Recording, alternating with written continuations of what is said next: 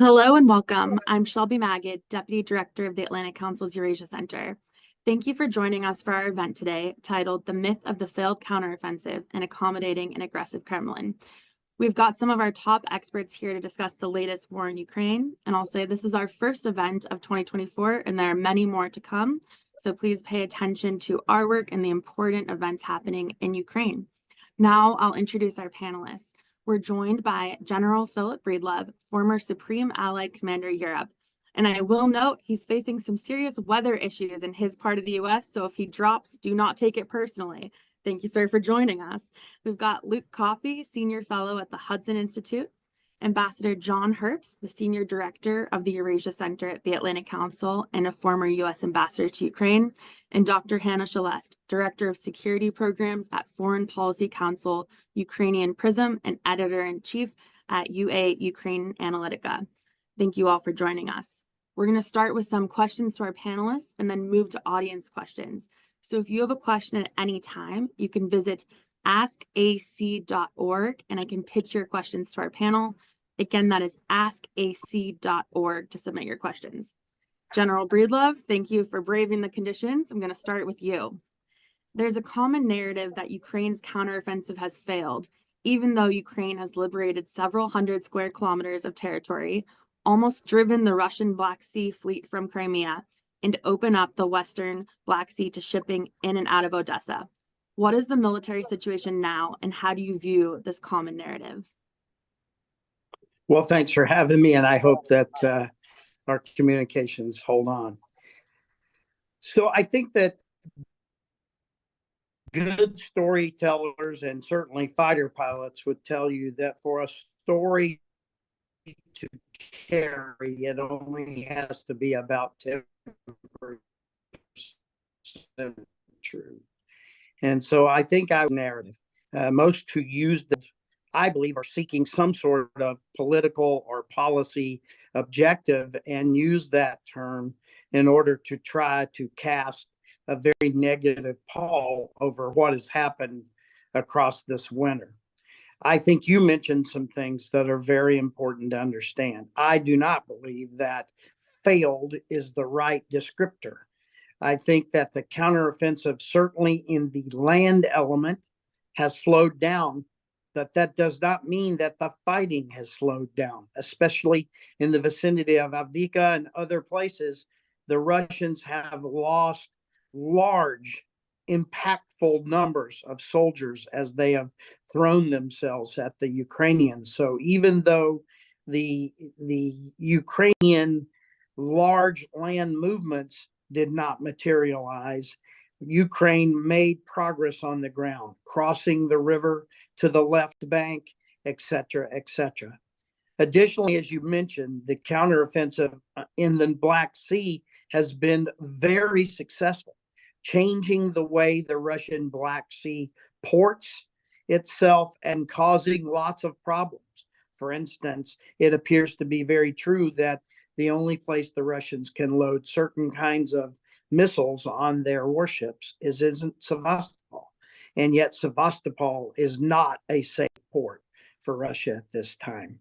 And so drone operations, Black Sea operations, and maybe not a decisive movement forward, but good progress and great cost to Russia tells me that this is not a failed counteroffensive.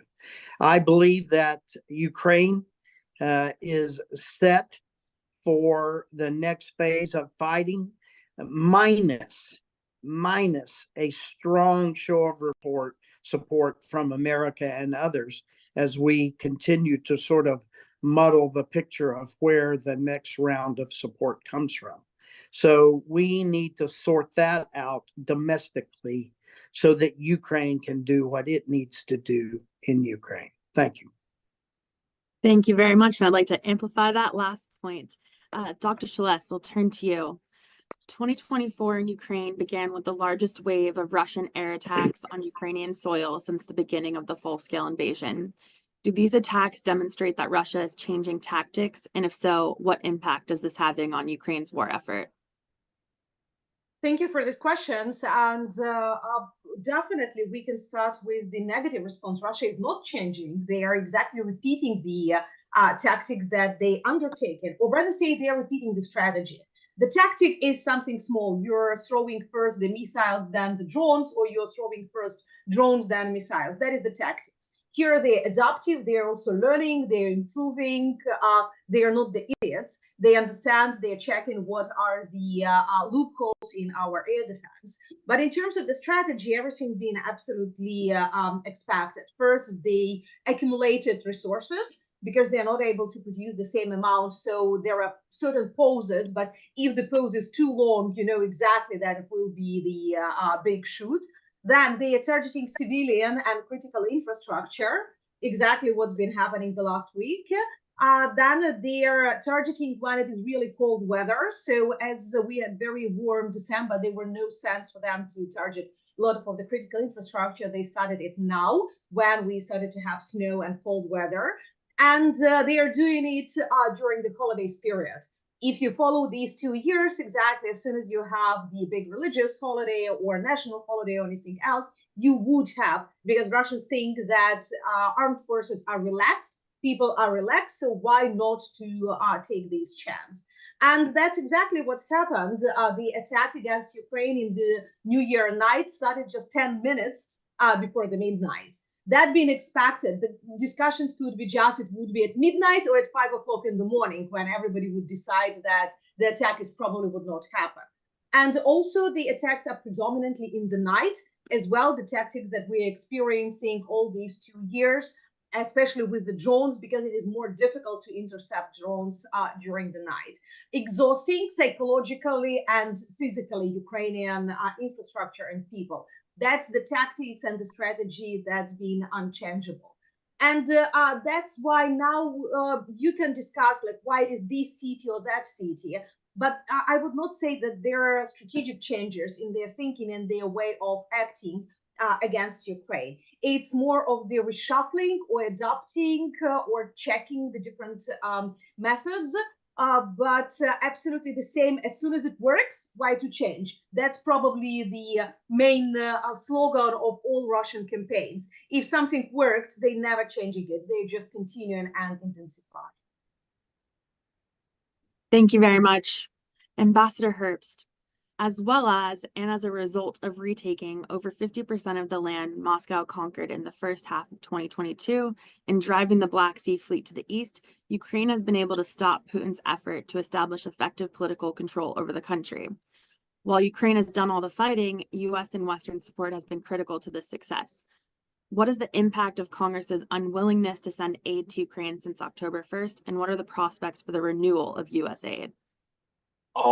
There's no question that when the decision was taken back in early fall not to proceed with an aid package, they were celebrating in Moscow because Ukraine has demonstrated extraordinary determination and skill in fighting Moscow's large invasion.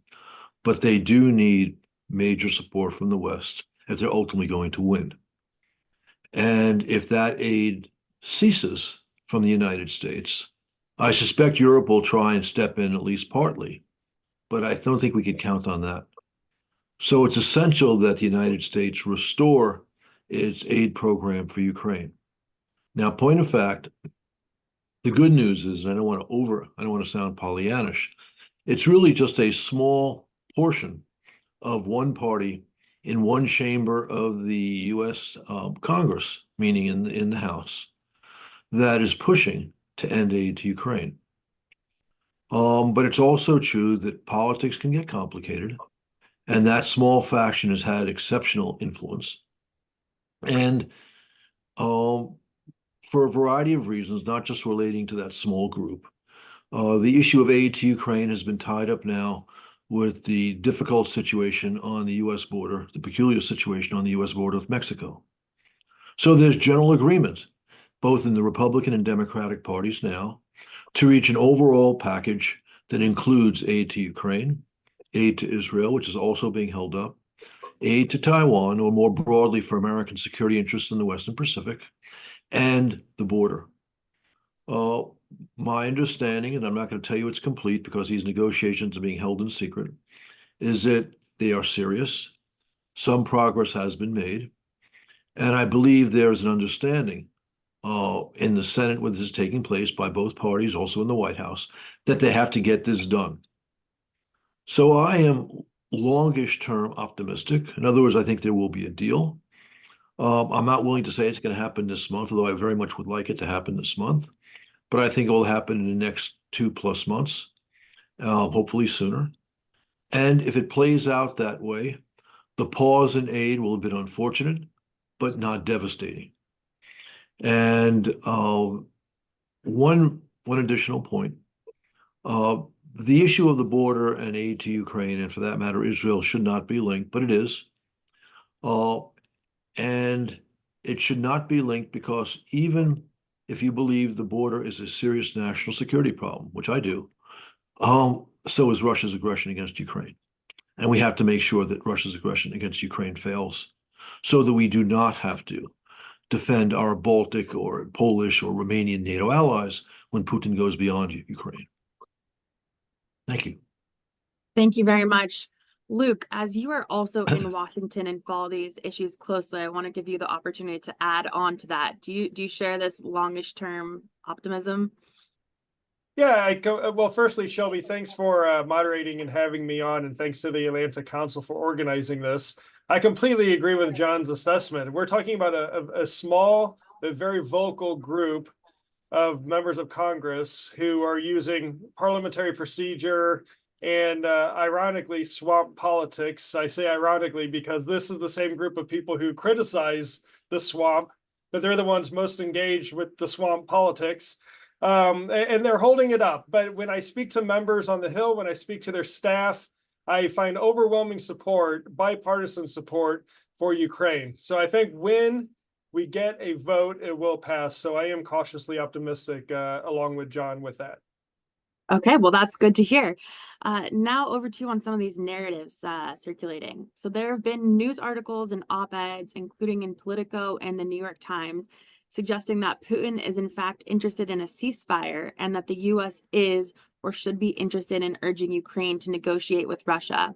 Meanwhile, Putin and other senior Kremlin officials' public statements suggest Russia is still pursuing their maximalist objectives. Do you see any basis to these stories, and is a stable ceasefire possible? Well, absolutely, Russia's committed to maximalist goals. We in the West haven't experienced this level of industrialized state-on-state warfare in many decades. And these things aren't quick. The idea that Vladimir Putin has received some setbacks when trying to capture Kyiv or around Kharkiv or in Kherson in 2022, the idea that these setbacks are going to bring him to the negotiating table is just wishful thinking. He's in it for the long haul, and we have to be prepared accordingly. And we've been down this road before with Russia and Ukraine. Ukrainian officials all the time remind us that since 2014, there have been more than 200 rounds of peace talks, more than 20 ceasefires over this course of time, and each have been violated by the Russians. So it's hopelessly naive, I would say, to think that right now at this stage in the conflict, we can hope for a negotiated settlement. That being said, what my opinion is about this, or the opinion of my American or European colleagues, is in a way irrelevant, because ultimately the Ukrainians will determine and decide when and if they want to seek a negotiated settlement, how far they want to go with their war of national defense, of national survival, and it'll be up to them. It won't be up to Washington, it won't be up to London or Brussels or Berlin, it'll be up to Kyiv and the Ukrainian people. And we should support them no matter what along the way. If they want to continue fighting for their survival, we need to pump them with weapons. If they decide they want to pursue a negotiated track, we should support them diplomatically with the same amount of energy. So we shouldn't forget that, at the end of the day, the Ukrainians have the final say on this. Thank you very much. And I will emphasize that with turning to Dr. Schlest. Do you see any Ukrainian appetite for a negotiated to that end to the war right now, or a ceasefire? I really would like to be the same optimistic as Luke about the supporting Ukraine, but the reality on the ground is the last probably 4 or 5 months since September, especially, I feel like a deja vu with the first days of the war, when I'm afraid not that my armed forces would not be able to fight, but that a lot of the Westerners who present themselves as the good friends of Ukraine would start pushing us more and more for the negotiations just for sake of the negotiations. And here is the big difference. Ukrainians being ready to the negotiations since the day one. The first round of the Russian-Ukrainian talks happened on the 28th of February. So that's a clear demonstration that Ukrainians were ready despite all those 7 years of negotiations in the Minsk format that never been successful. But at the same time, as for now, everybody is speaking negotiations, not speaking about what we should talk about. And here it is becoming like for many, especially in the global south, the fact of direct negotiations is much more important than what is the motivation of the sides for the negotiations and what final results we would like to get during these negotiations. And all the statements of the appeasement, I even cannot say that of the peace lovers, but of the appeasement side, they are saying you just need them to sit and to talk directly. Russian position has changed anyway since the day one. They are ready to speak. I see even more genocidal statements. I see even more humiliating statements. I see even big demands about Ukraine. And what is interesting, that is the timeline when Russians are usually asking for the negotiations. That is exactly the moment when they're losing, or when they are in the difficult condition with the logistics or some other stuff, because they use each time these negotiations for posing, for accumulating resources, and to be more prepared, better prepared to attack again. They didn't change, they didn't reject any of their statements. Doesn't matter how much of the land they lost, or that de facto they didn't gain anything within the last year of fighting. So the map, you can see it. Yeah, few kilometers we get, few kilometers they get, but in general, there is no change at the battlefields within the last year. Still, the statements from the Russian leadership are becoming more and more strong, more and more maximalistic, and now it will be difficult to sell for Russians inside of the country any type of the peace negotiations without the big victory. Both because elections are coming and because they already have this euphoria inside of the Russian society that it is the new great patriotic war that they are defending. They are not attacking. It's not anymore about change even of the regime in Kiev. It is about defending what Russia is. At least the domestic discourse in Russia is as so. But when it goes to the talks and all these gossips that Putin is ready for any type of the negotiations, that's really interesting. For whom these statements are, or what are the channels of communications. We always analyze these in the disinformation and in the strategic communication campaigns.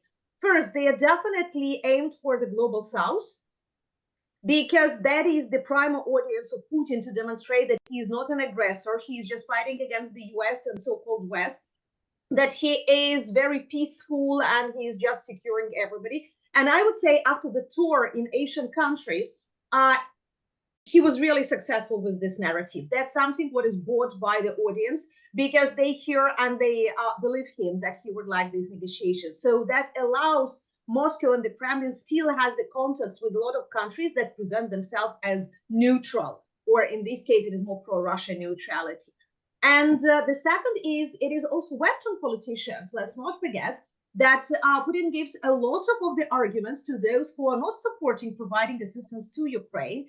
And we have de facto as a circle that we are not receiving some types of the support, because Russians are selling the idea that if you would not escalate with providing additional types of the equipment for Ukraine, we are ready for the negotiations. And because they demonstrate that they are ready for the negotiations, that give the argument to these politicians to say, yeah, probably that is a nice time now to keep it like as the confidence building measures, not giving Ukraine weapons. So, like, one is feeding another one, and it's becoming very difficult just for a few sober politicians to say that no, Russians are just playing with us and we need to continue. It's not escalation provide support to Ukraine, because we are helping Ukrainians to defend, not to attack Russia. And the third is media. Russia always manipulated with media very successfully. They always made the leakage and finding the useful idiots in some of the small media, or buying international media. We know plenty of examples of the recent scandals in Germany, in the US, with the journalists that confirmed being paid from Russia, or using social networks for these. And even those articles in the New York Times, that's really got a huge scandal now around, and I mean the massive public discussions about who wrote those articles. And that article being written by 2 Russian journalists who are working for the New York Times. And that is the big, if you follow their social networks, many of what they supported being, I would say, very dubious in terms of their position. They're definitely not neutral as a journalist. So when a big media is allowing themselves to publish these type of the articles, they also need to think about their responsibility. Are they really doing good for the political discourse, or they are allowed to be manipulated by the new sensational information as they think about, but that Russian security services are perfectly using against them?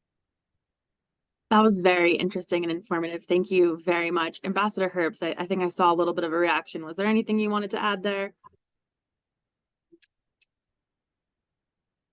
I made the main points.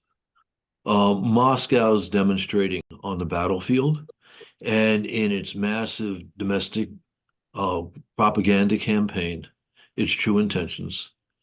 And then you have some Russian agent, and I'm not talking about the journalists, I'm talking about someone who says, well, Putin is talking about privately about maybe negotiating, and they take that as the real message from Moscow.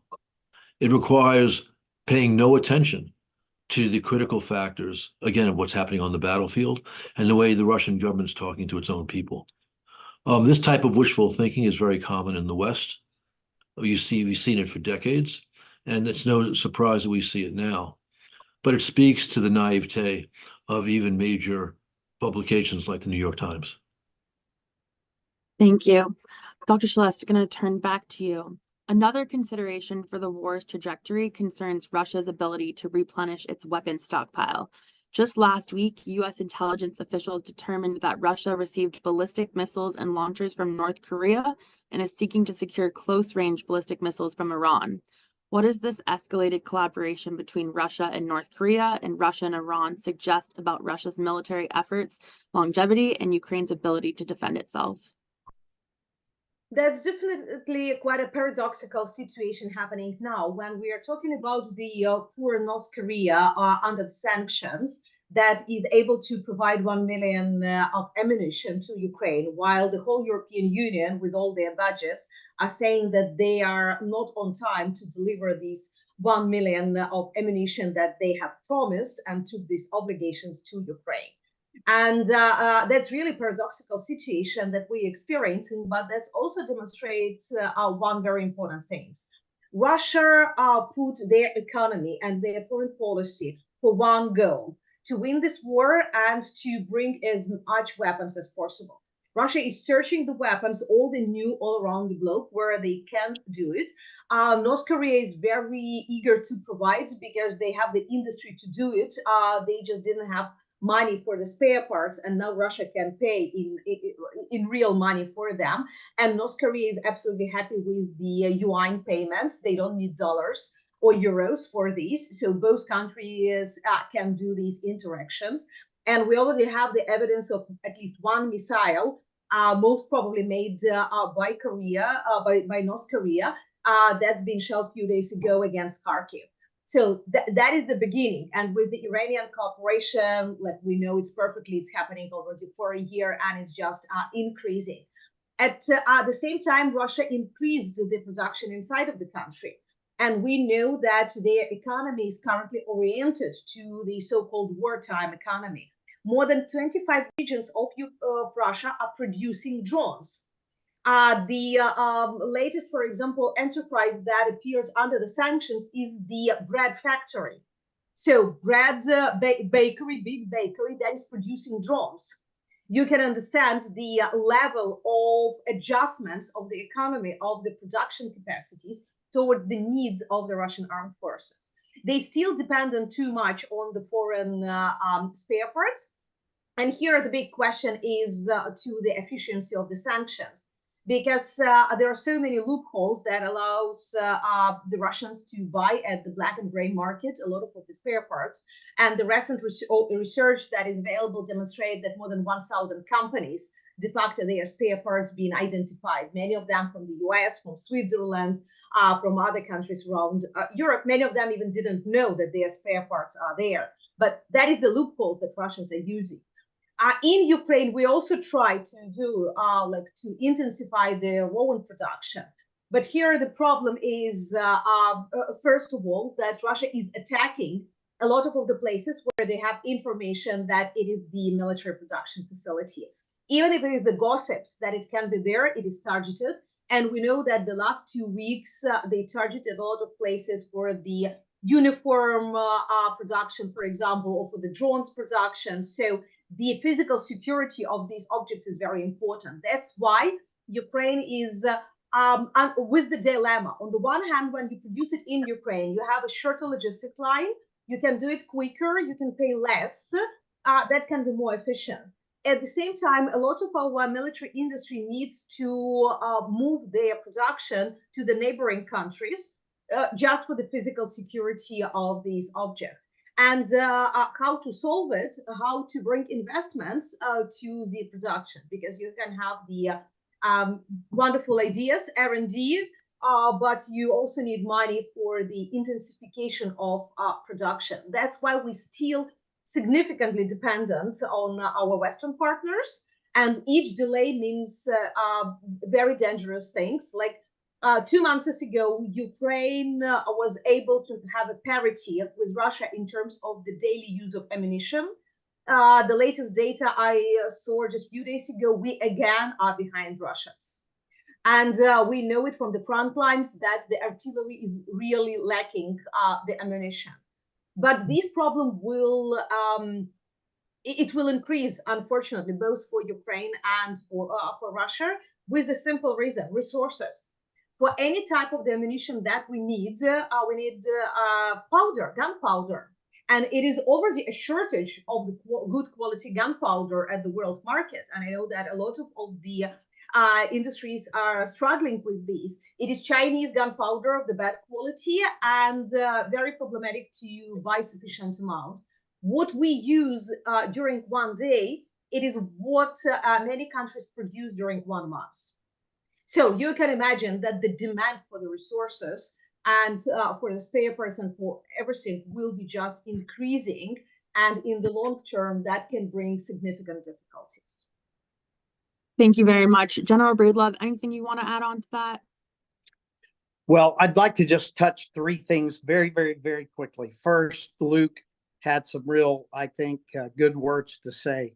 Kyiv must decide any way forward on negotiations. And we in the community need to actively oppose those who might from the outside try to force either the negotiations or the terms of the negotiations. And even if that is coming from our own government, we need to be vocal in opposition for that.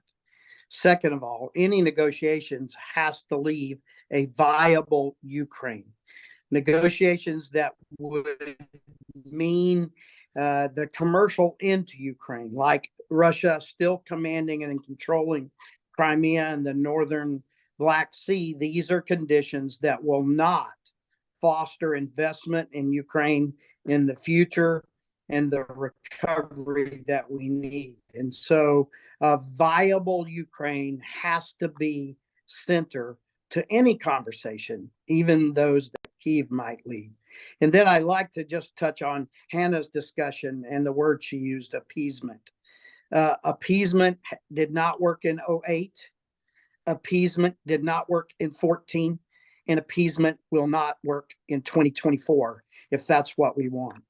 We have heard people say, and I use the phrase myself, that we in the West are willing to trade Ukrainian land and the efforts of Ukrainian soldiers for our safety. We need to get the focus on the people and the nation of Ukraine. Thank you very much. Sir, as we talk about and hear about these potential ceasefires and negotiations, fully agree that it needs to be on Kyiv's terms.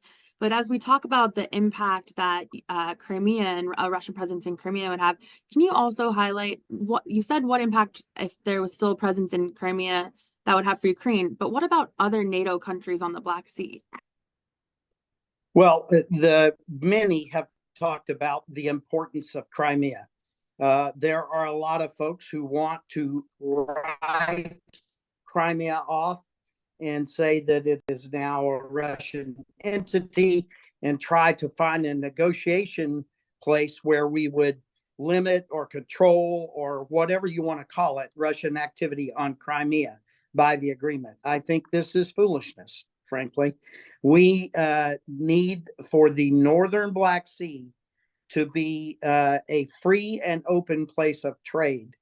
And as long as Russia can dominate the northern Black Sea from its bases on the Crimean Peninsula, which is Ukrainian, then we're in trouble.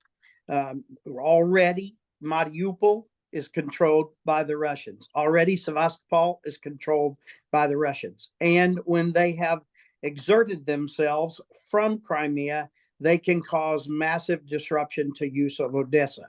And so if we allow Ukraine to become landlocked because Russia has turned Crimea into a military base for exporting military power, then we're in trouble. And so I think that Crimea remains the key terrain in the future of Ukraine, and we need to support Ukraine in that respect.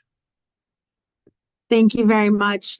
I see we have some good questions coming in from the audience. I'm going to give a couple more to our panelists before we turn to that. But as a reminder, you can submit questions or comments. I got a couple of those at askac.org.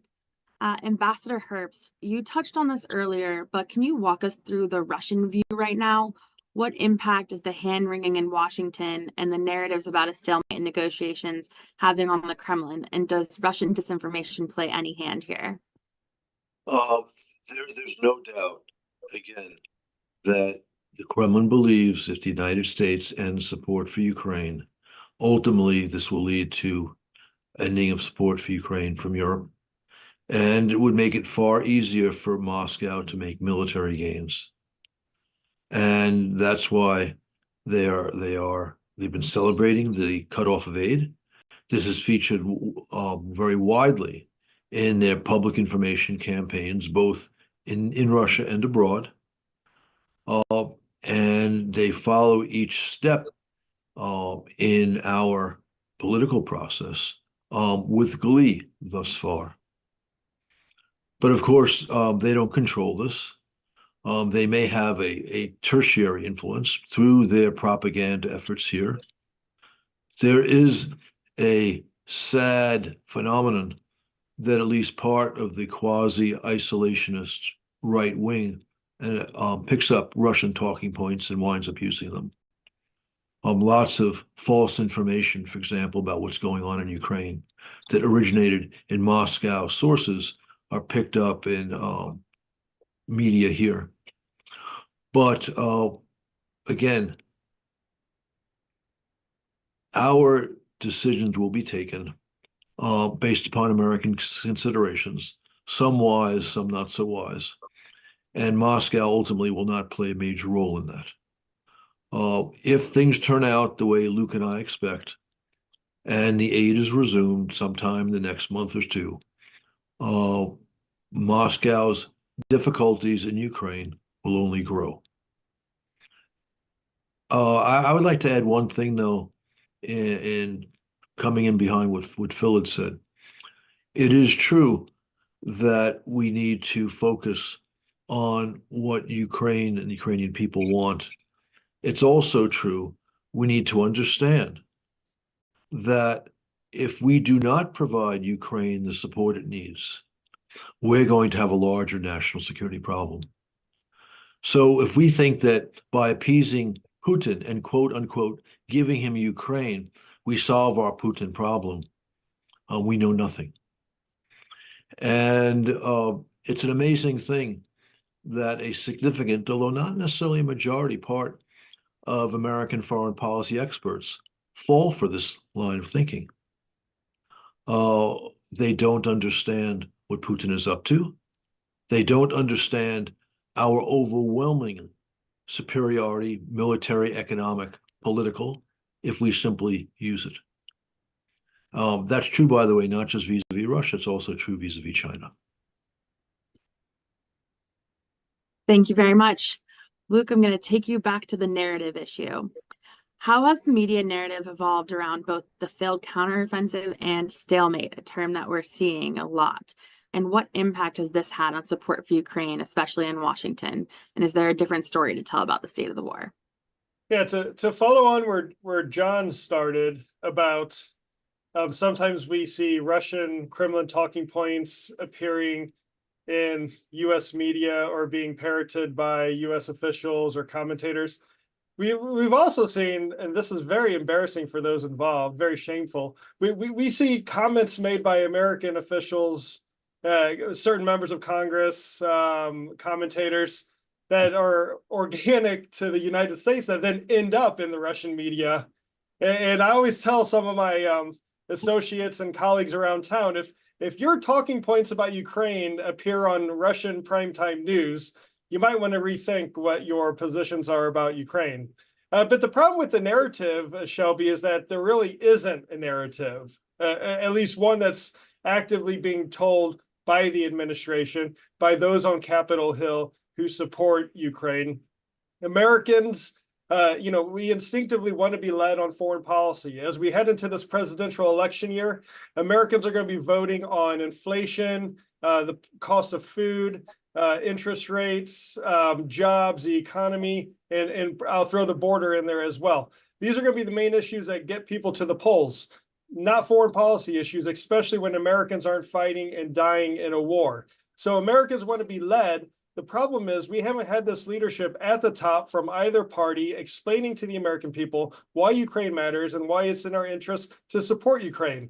And when we don't have this communications leadership from the top, it creates a communications vacuum that's filled by the anti-Ukraine crowd. And that's how they can easily peddle these myths about U.S. aid to Ukraine's being siphoned off to buy villas in France. And we don't know what is happening to the weapons we are providing. And we're writing blank checks, all of these nonsense myths that we hear all the time. This is why these myths are allowed to are able to flourish in this lack of a communications narrative environment that we're faced with today.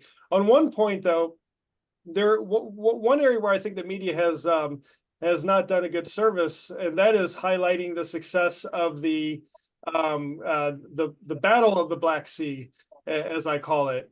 We've talked a bit about this, but while the land counteroffensive has stalled or slowed down, the Ukrainians are achieving amazing things in the Black Sea. I think the latest number is 21 ships of the Black Sea Fleet have been destroyed or damaged. Many of the ships have moved out of Crimea. The shipping lanes are open for grain exports to the global south. And all these things are made possible by the weapons that the West is providing, combined with Ukraine's ingenuity, creativity, and boldness. And it shows when you put these two factors together, a lot can be achieved. Thank you very much. And I want to highlight Luke's Twitter or X or whatever we call it now and tell our audience to go check out. Luke has done some incredible videos and explainers on some of these narratives, like the blank check. And actually you list some of these myths that we're hearing and then hit with some facts. So I recommend those to everyone. It's very useful. Dr. Schluss, did you want to add to that? Yeah, just a small thing, in addition to the certain myths that Luke described, it's been also the exaggerated expectations. I don't know why, but a lot of the Western media expected that it's like a Hollywood blockbuster. Because the liberation of Kharkiv and Kherson in November last year happened in such a rapid way from the media perspective. I mean, military definitely been prepared for quite a time, but it was flash in the news. So everybody was thinking that as soon as the new counteroffensive announced, it should be absolutely the same. And you know, that was more of these emotional, psychological expectation of the big blockbuster with the heroes running and in 2 days recapturing everything again. What was definitely for anybody who is the expert, absolute nonsense, because we saw how Russians been building their defense line. So it was already understandable that's just impossible to have these running quickly and liberating big territories. The second, all of us knew about the delays of the ammunition supply, that types of the ammunition that we needed, that been promised, and according to which a lot of plans being made. And we just gave additional 3 months for the Russians to prepare. So is it a stalemate moment, or it is the facts artificially created moment just because of the delays, and that is the lessons learned that we should have by new spring? Yeah. So in case you really would like Ukraine to liberate certain territories, probably you should not only announce the type of the equipment that you're delivering to Ukraine, but actually deliver it on time, not giving Russians additional time. Now it is much more difficult to liberate these territories. And from media perspective, I mean, they were just quite naive because they had these expectations. It didn't happen on time. They didn't know what is the final plan, because you can speak about the failure only when you know what you exactly needed to achieve and by when. And because they didn't have these plans, they didn't have this understanding, they presented, okay, no new big city liberated, probably that is the failure, nothing happened. So that is the stalemate, nobody can move further. Not and being stuck to the certain areas that been in media. Bakhmut was in media for several months as everybody learned how to pronounce this small town. Now it is Avdiivka. Everybody is reporting about Avdiivka. How many news you had about Kremlin, where the battle is happening, very significant and very interesting developments happening, but that is on the south, that is near Kherson. But in the international media, almost nothing about Kremlin. Everybody is stuck on the east. Or the Black Sea, that's not only Western storm shadow that really happened, but that is Ukrainian-made marine drones and maritime drones, how they're significantly changing the reposition of the Russian fleet, the changes in the tactics and everything. Can we say that it is a part of the counteroffensive? For me, yes, because I see how most of the Russian fleet moved from Crimea to Novorossiysk. That's already pushing them, that's already changing the configuration over there. But when you see the media analysis, and I'm here dividing military from the expert analysis, nobody is writing about these significant changes in the Black Sea configuration. Everybody is stuck just with the eastern and southeastern flank of the battlefield. Thank you very much for that. Ambassador Herbst, last question for you, and then we're going to turn to audience Q&A. As we've discussed, Russia has already launched a series of large aerial attacks across Ukraine in the early weeks of 2024, demonstrating Ukraine remains under acute threat. In response to the attacks, NATO called a meeting of the new Ukraine Council set to take place tomorrow. Can you provide an update on the status of Ukraine's NATO membership aspirations ahead of the upcoming Washington summit later this year, and what Ukraine and NATO would mean for the war? Well, sadly, the question of NATO-Ukraine relations was not handled in a bold and a wise manner at the Vilnius summit. You had most of the East European members of NATO. You had some Nordic countries. You had even the UK and even France were looking to take a larger step in the direction of Ukraine's NATO membership. And sadly, timidity in the White House, timidity in the Chancellery in Berlin blocked it. And in one ironic theme was that they, in blocking it, they talked about the importance of NATO unity, when in fact they were the ones who were blocking that unity. This is of a piece with the overall timidity of the administration, and for that matter, the Chancellery in Berlin, in dealing with Moscow's aggression in Ukraine. It's that timidity which has kept the White House from sending all the weapons Ukraine needed to conduct a successful counteroffensive on land last year.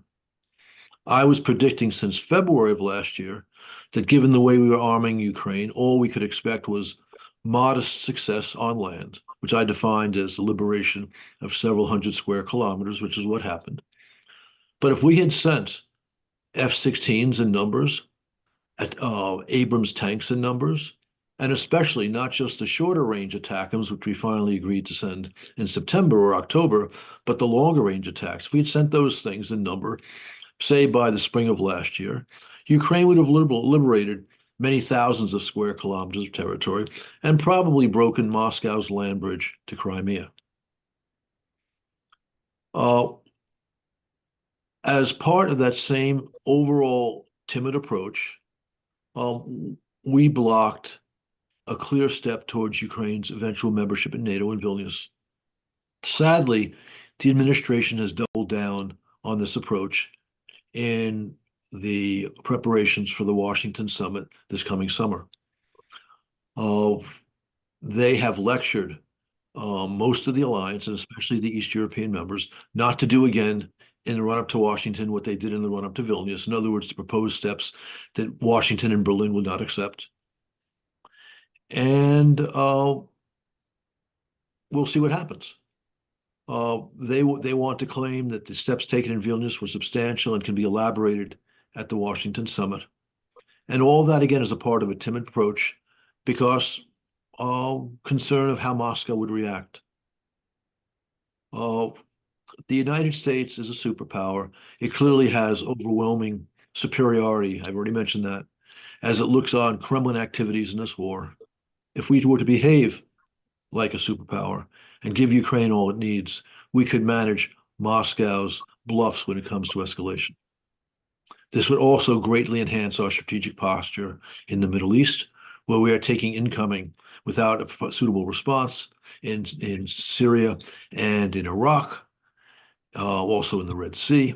And even more important, it would send Xi a message to keep his hands off of Taiwan. Thank you very much. So to my panelists, we have a ton of questions. So I'll ask you to answer concisely, and some of them I'll pitch directly to you, and others feel free to just jump in. This first one is for you, General Breedlove, from Chris Pleasance. He says, General Breedlove mentions that Ukraine is well set militarily for 2024. Can he elaborate on that statement and how you expect the war to play out over the coming year? So I don't want to mislead by some of the words I used. We need to, in the West, resume and give Ukraine what they need to fight. My words are meant to say that the force is ready, willing, and able to fight, but we have to give it the wherewithal.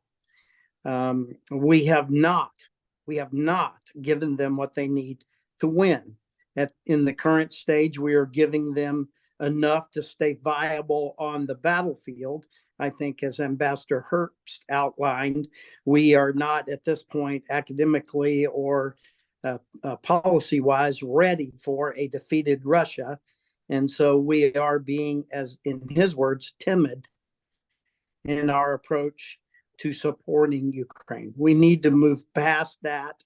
We need to give Ukraine the tools it needs, and then it is set well to perform in the next year. Thank you, sir. Luke, I've got a question from Bernard Rivkin. Is it possible that the West is slow walking aid to Ukraine in order to prolong the conflict and deplete Russian weaponry and manpower? Is this a strategic goal? No, I don't believe that's the case at all. I think political games and lack of strategic vision and at times incompetence all mixed together is what's preventing us or what's causing us to slow drip these weapons to Ukraine. Even if that was a strategic goal to keep this thing running for as long as possible, just to drain the Russians. Even if we wanted to pursue this terrible end state under those circumstances, I think we would lack the ability to coordinate it. So I believe that that wouldn't be a viable course of action for the U.S. Because of the suffering that it would give to Ukraine, and also it's high risk because the longer this goes, a lot of analysts state that Russia benefits. This is why I follow on what General Breedlove was saying, that we have to give Ukrainians what they need to win, not just what they need to survive. So if anyone is pursuing this policy of slow dripping aid to drag out the war, to deplete Russia, they should change their thinking immediately. Thank you. Ambassador Herbst, I've got a question I will give to you from Laurel Atkinson. She says, given that a root cause of this war is the concern of expansionism by Ukraine's push for democracy and connection with the West on one hand, and by Russian imperialism on the other, and that this war has become one of intractable attrition, isn't it necessary to form new agreements between NATO and Russia to address this mutual concern, i.e. a political resolve is the only way to conclude it? I don't fully understand the question, so but I will try to answer it. I think that the only way to end this war is to ensure that Ukraine wins. That anything less might lead to a ceasefire, a temporary ceasefire, before Moscow comes back for more of Ukraine to ultimately subdue it so he controls the country in some fashion. And any other understanding of Moscow's objectives at the current time is simply naive. So the way to achieve a real peace is first to give Ukraine all the arms it needs to kick the Russians out of Ukraine. The second thing to achieve a real peace is to ensure Ukraine's security by membership in NATO. Those things work together. The most important thing at the moment are the weapons and the diplomatic support as those weapons are provided. And the second thing in time, which we can also make progress now, is on the Ukraine-NATO relationship. That would guarantee American interest in Europe and have implications all positive for the United States globally. General Breedlove? I would never grade the ambassador's paper. May I add one more first? Because I think my first leads to his first.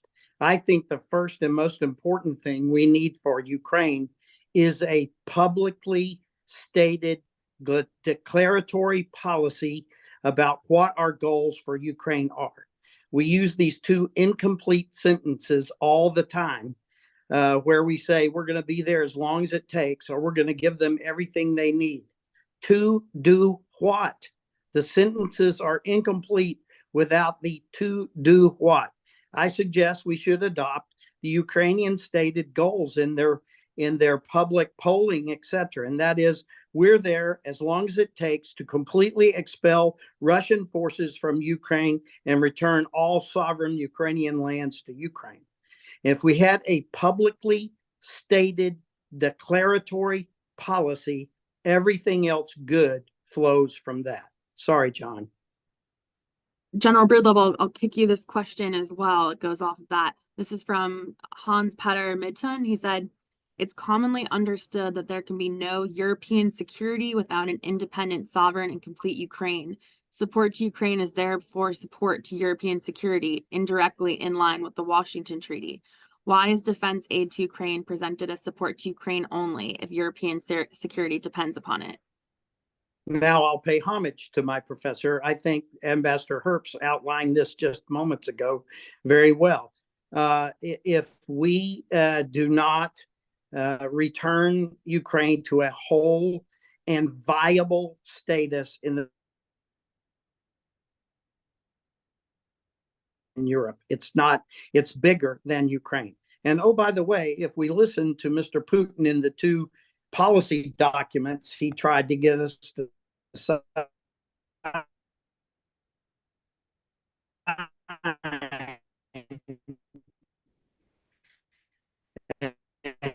at the time, he outlined that his ambitions are much bigger than Ukraine. And I believe we see him moving now in Georgia. We see him moving now in Moldova. This is already bigger than Ukraine, and we need to get Ukraine right as an anchor for the Thank you, sir. entire West in Europe, in my humble opinion. Thank you. Dr. Celeste, a question for you. This is from Jack Jarman. He says, I'm reading that the Ukrainian military industrial complex is surprisingly robust, particularly in the IT sector. Therefore, Ukraine can hold its own against Russia. Western aid would mean the difference in Ukraine victory. Is this assessment accurate? Yes and no. Yes, because really these were stipulated the development of the IT and digital technologies and the unmanned technologies for the armed forces significantly. And a lot of the developments like the Delta system, for example, for command control reconnaissance, is something that none of the countries in the world had and now studied by NATO very carefully. So that's yes, and we can produce a lot. But still, this war is the mix of 19th century and 21st century war. Artillery is still playing significant role on the ground. And that's what Ukraine is lacking. One of the reasons is that for decades, we've been shortening our production even more. Now, Russia, for example, are using against us some of the missiles that we gave them back in the mid of the 1990s. To pay the debt for the gas supply.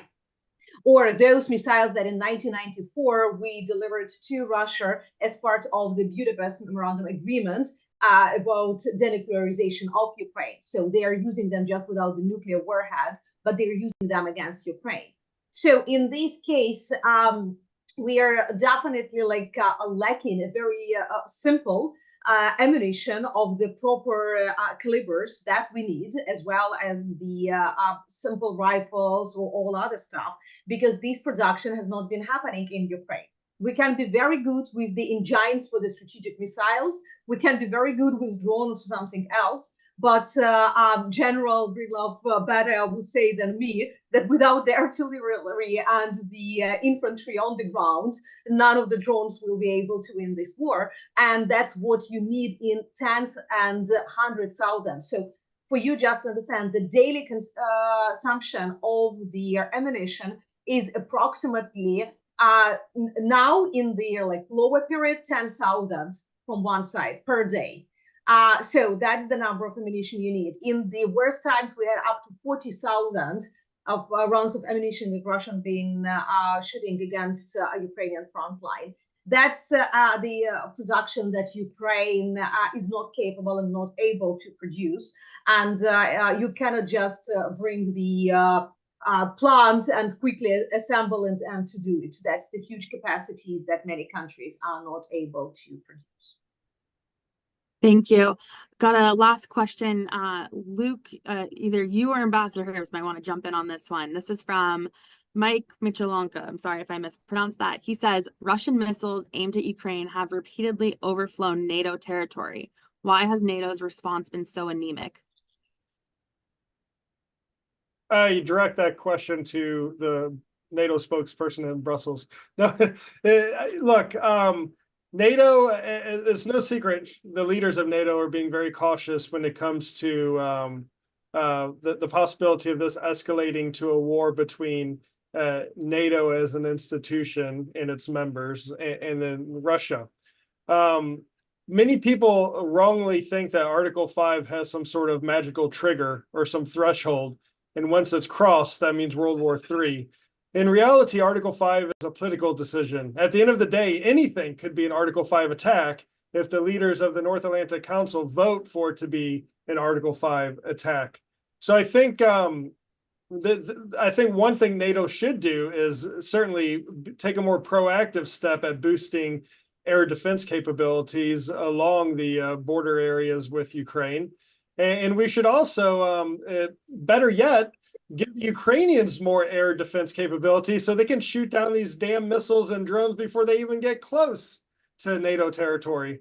So we are being weak in that sense, and we need to be more proactive and give the Ukrainians the weapons they need to defend themselves, and ultimately, in the case outlined by the individual asking the question, to protect NATO. Thank you very much. Thank you to everyone who submitted questions. I'm sorry I could not get to all of them, but we will do more of these events, so keep an eye out for those. Thank you to all of our panelists for sharing your expertise, and everyone have a good day and keep standing with Ukraine.